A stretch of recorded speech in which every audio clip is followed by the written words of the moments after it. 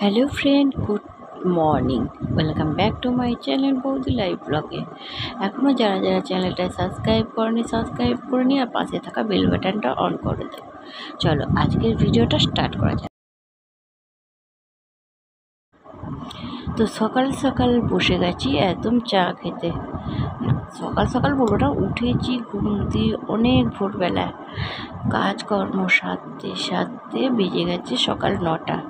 স্নান টান করে এলাম, এই সবে মাত্র চা খেতে বসেছি, বুঝতে পারছো তো।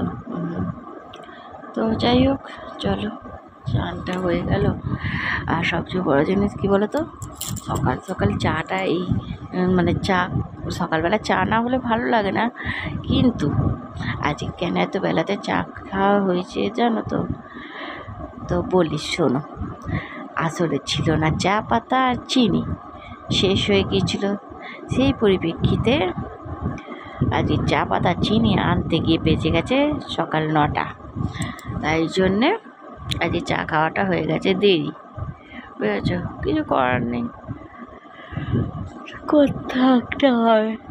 এক এক সময় আসলে তোমাদের দাদাকে বলে দিনি চা পাতা চিনি শেষ হয়ে গেছে জানো তো। যাই হোক, চলো চাটা খাওয়া হয়ে গেছে, এবার রান্নার পালা, বুঝেছ?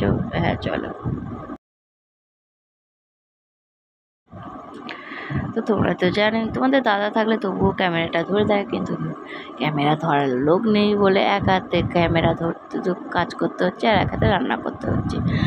যাই হোক, এত তাড়াতাড়ি কেন ওরা তো চাটা খেয়ে রান্নাটা বসিয়ে দিয়েছি, কারণ একে অ্যাডভেস্টারের চাল, প্রচণ্ড পরিমাণে গরম হয়েছে, চারদিকে গরম হাওয়া।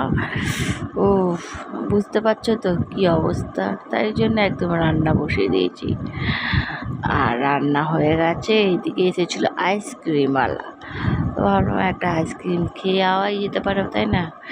আর গরমকাল, গরমের মধ্যে আইসক্রিম খেতে কার না ভালো লাগে।